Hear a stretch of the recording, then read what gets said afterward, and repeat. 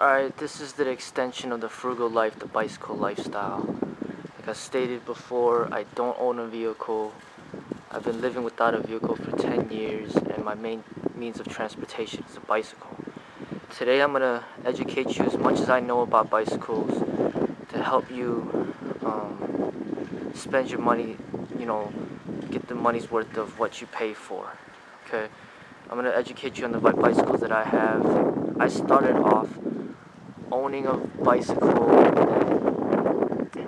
I started off with bicycles that just were probably bicycles that were under $500. I started off riding a mountain bike. I don't have a mountain bike with me, but I'm gonna educate you on these bicycles first. Alright, this bicycle right here is called a cyclocross. This is like a higher end bicycle.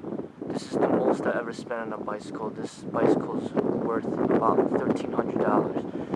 It's from Cannondale, and Cannondale makes one of the best bikes. There's different types of frames. This one's an aluminum frame, and you gotta basically get a bike that fits you. What you want to do is go to like a bike store where they specialize in selling bikes specifically, speak to a sales rep, and you gotta get a bicycle that fits you. If the bike is too small for you, it's not going to be good, and if it's too big for you, it's not going to be good. It has to be the right fit. Otherwise, you're not going to have a comfortable ride, and it's not going to be an enjoyable experience. What I noticed that is if you don't have a nice bicycle that fits you right and that rides smooth, you won't really enjoy riding a bicycle, and it's not going to be as fun. Okay, I noticed that if you get a bicycle that fits you right, the bicycle experience is a lot more joyful, and you look forward to riding the bike. Okay, so depending on how serious you are in purchasing a bicycle and starting the bicycle lifestyle, you might not want to shell out $1,000, but you should be able to get a decent bicycle for maybe or under $500 to start off with. Alright, and if you buy the really cheap ones that are under $200, those bicycles, it won't even be a nice bicycle riding experience, and you probably will just ride it a few times and stop. So I think, if you spend buy a bicycle that's from $300 to $500, you'll get a decent bike where it'd be a nice ride, and you have more likelihood of continue riding. Okay, so this is the cyclocross. This is like a cross in between a road bike and a mountain bike. Okay, I'm gonna explain that a little further later. But mountain bikes are more for riding in rough terrain, riding in the woods and the forest and stuff like that, where there's a lot of bumpiness. But the problem with mountain bikes is that they're slower. They're a lot slower. They're heavier. They're bulkier. But the thing about mountain bikes is they're cheaper. Okay. All right. This is a cross between that's a cross between a road bike and a mountain bike. This is a road bike. Road bikes are mainly for people that just want speed. They just want to go faster. And this is not good to ride in the winter time. These are mainly good just for summertime. And the wheels are very thin. All right, they're very thin. They're built to ride, on smooth roads. And because of that, because the wheels are so thin, there's a greater likelihood that the tire may lose air. So you have to fill the air out more often, probably weekly. And also, I've experienced a lot of tire pops with road bikes. They pop very often. I don't recommend the road bike for beginners. This is more for advanced people. It's not comfortable. The seat is very hard, so it makes you go in a slouching position, because it changes your aerodynamics, so then you could go against the wind at greater efficiency. So it's built for speed, and because of that, you sacrifice comfort because of the hard seat and the positioning. You're bending down over the handlebars, which is you're not sitting upright, so it's gonna be an uncomfortable ride. And this is more for advanced people that go into competitions and stuff like that. You can't ride this in the snow because the tires are so thin. This bike right here is actually worth like probably around $600. Okay, it's aluminum frame, and the handlebars, you see that this is road bike handlebars. You know, with the brakes right there. I wouldn't recommend the road bike for beginners, like I said. Okay, but this is just one right there. I don't ride this one anymore ever since I got the new one. This one is just like a backup bicycle. Okay, they also come with toe clips, which is more for advanced people, where it'll help you keep your foot on the pedal.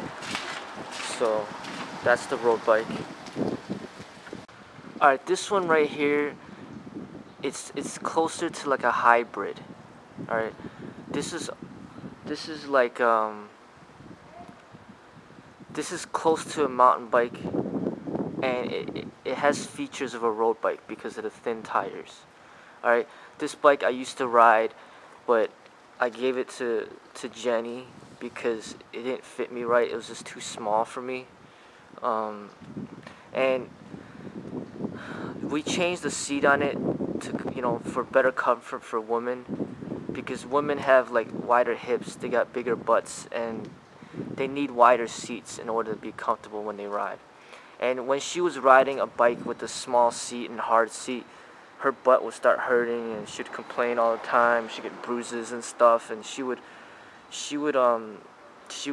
enjoy the bicycle experience.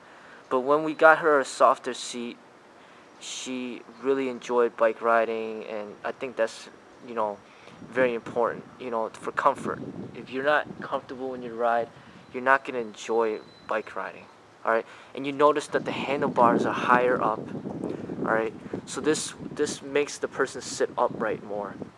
Okay, this person will sit upright more. There won't be so much pressure on the wrists, because the pressures on the wrist, it could really hurt your wrist. And that's what Jenny was complaining about. Was we actually put an extension on here because the handlebars are actually lower here, but there's too much pressure on her wrists, and it was hurting her wrist when she was riding her bicycle. So we had to raise the handlebars so then there's less pressure on the wrists. And that's something that a bicycle shop owner can help you with, to make sure that the bike fits you correctly, so that there's no pains. Your butt shouldn't be hurting, your wrist shouldn't be hurting, your lower back shouldn't be hurting. If there's hurt in any of the joints or any of those areas that I specified, then more than likely the bike doesn't fit you right, and you need to get it custom tailored to you and adjusted, you know, to fit you correctly. They might have to adjust the seat height, they might have to adjust the handlebar height, or you might just have to get a different size bike altogether. Alright, so this is kind of like a hybrid, which is a cross in between a mountain bike and a road bike.